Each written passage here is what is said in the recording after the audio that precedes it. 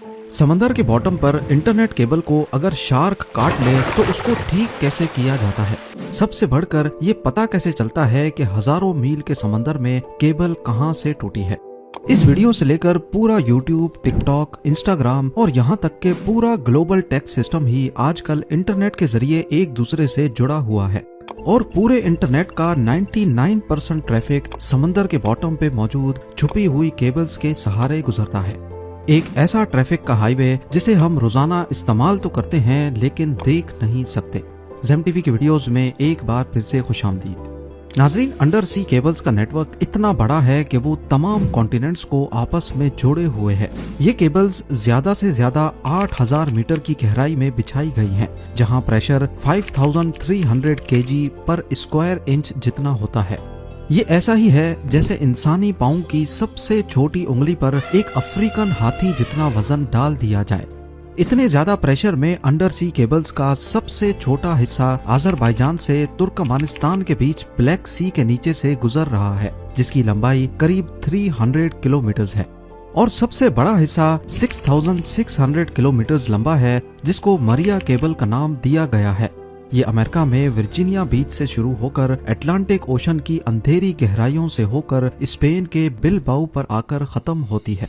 बात की जाए दुनिया के तमाम समंदरों में बिछाई जाने वाली केबल्स की, तो कुल मिलाकर इन सब की लंबाई 14 लाख किलोमीटर से भी ज्यादा है। इतनी ज्यादा कि अगर इन केबल्स को हमारे सोलर सिस्टम के तमाम प्लैनेट्स और उनके मून्स के गिर्द लपेटा जाए तो फिर भी इतनी केबल बच जाएगी कि वो अर्थ का दोबारा से एक गोल चक्कर लगा सके। अब जाहिर है इतनी लंबी केबल्स, वो भी समंदर में 8000 मीटर की गहराई में बिछाना कोई हल्का काम तो नहीं है। सिर्फ 1 किलोमीटर सबमरीन केबल को बिछाने में ज्यादा से ज्यादा 25 लाख US का खर्चा आता है।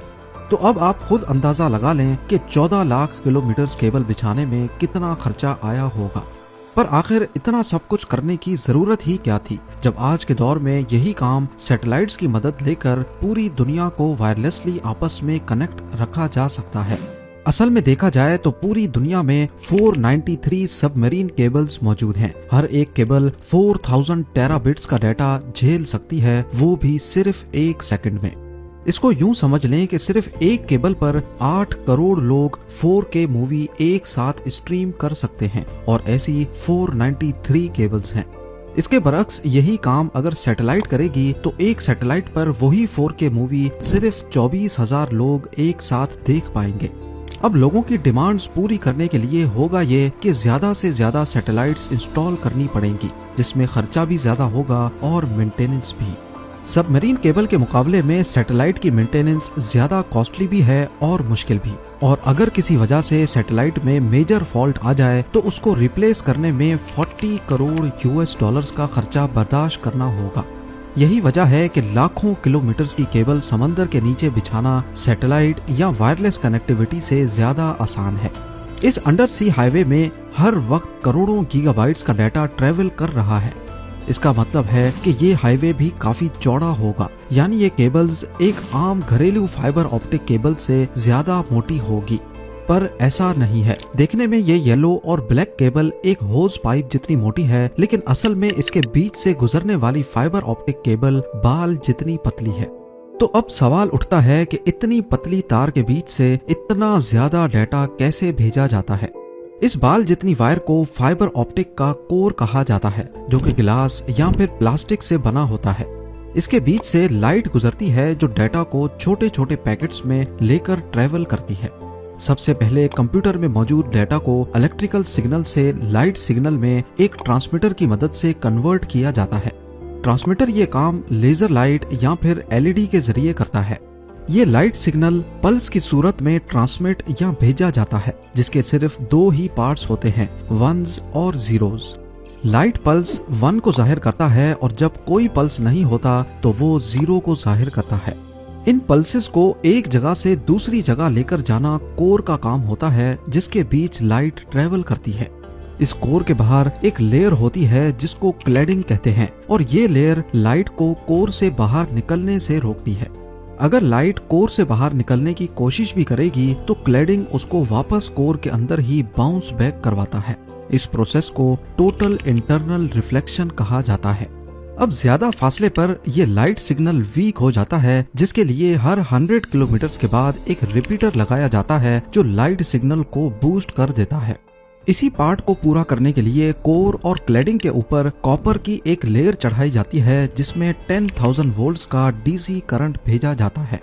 क्योंकि ओशन के बीच कोई पावर सोर्स तो होता नहीं, इसीलिए इन एम्पलीफायर्स को पावर देने के लिए कॉपर लेयर से गुजरने वाला करंट काम में लाया जाता है। फाइबर ऑप्टिक केबल एक से ज्यादा सिग्नल्स भी एक साथ ट्रांसमिट करने की सलाहियत रखती हैं। इस टेक्निक को वेवलेंथ डिवीजन मल्टीप्लेक्सिंग यानी WDM कहा जाता है। मुख्तलिफ कलर्स की लाइट को एक साथ फाइबर ऑप्टिक से गुजारा जाता है और हर एक कलर की लाइट में अलग अलग डाटा पैकेट्स होते हैं।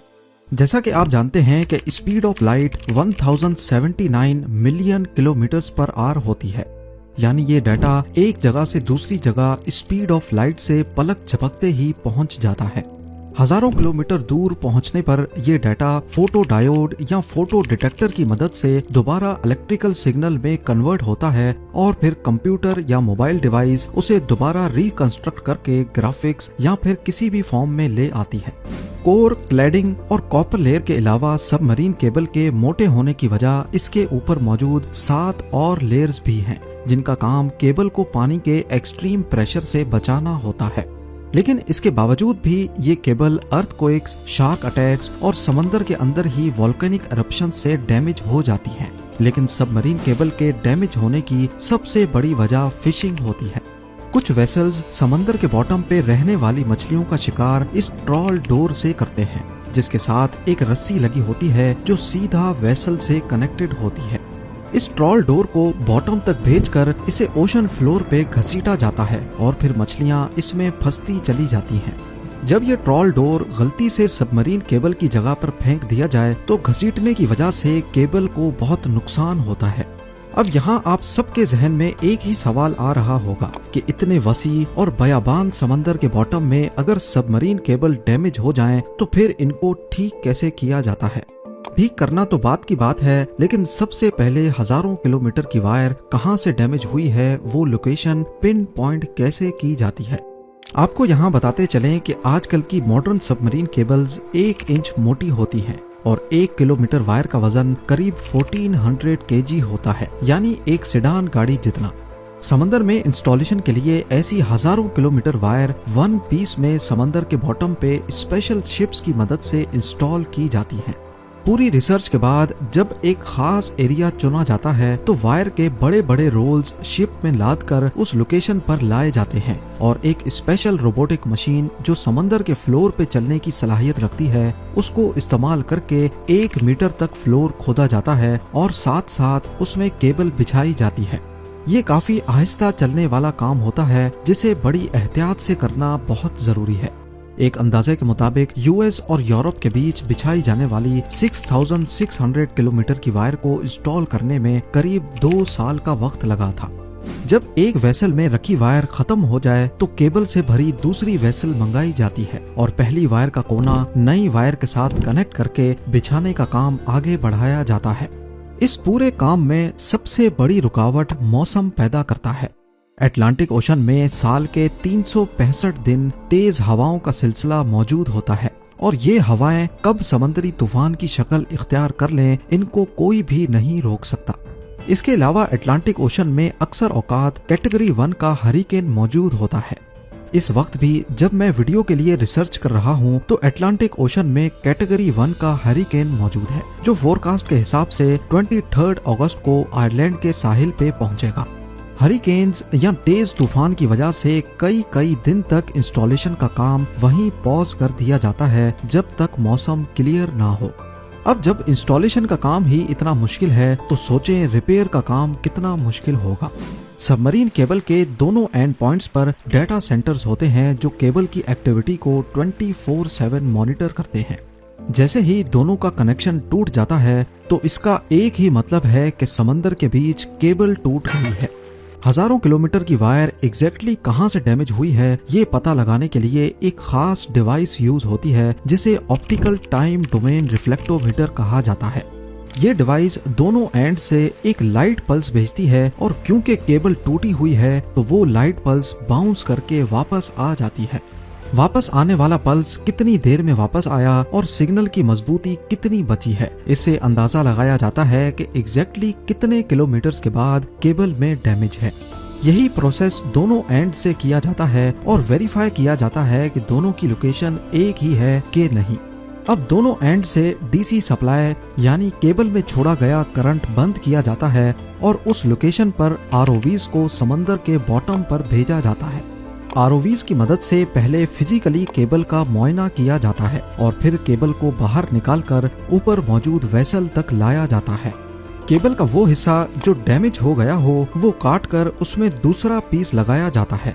फाइबर ऑप्टिक का कोर क्योंकि ग्लास का बना होता है, इसीलिए ये काम काफी एहतियात से करना होता है ताकि एक गिलास दूसरे के साथ वैसे ही जुड़ जाए जैसे वन पीस में था। इस प्रोसेस को स्प्लाइसिंग कहा जाता है। अगर केबल कम पड़ रही हो या समंदर का बॉटम काफी ज्यादा नीचे हो तो पहले एक हिस्से को ऊपर उठाया जाता है, उसमें दूसरी एक्स्ट्रा वायर जोड़कर दोबारा नीचे बिछा दिया जाता है। फिर यही प्रोसेस टूटी हुई वायर के दूसरे एंड पे भी किया जाता है। सबमरीन फाइबर ऑप्टिक केबल के फायदे, ये काम कैसे करती है, इंस्टॉलेशन और रिपेयर के बारे में शायद आपके कई सवालों का जवाब मिल चुका होगा। उम्मीद है जेम टीवी की ये वीडियो भी आप लोग भरपूर लाइक और शेयर करेंगे। आप लोगों के प्यार भरे कमेंट्स का बेहद शुक्रिया। मिलते हैं अगली शानदार वीडियो में।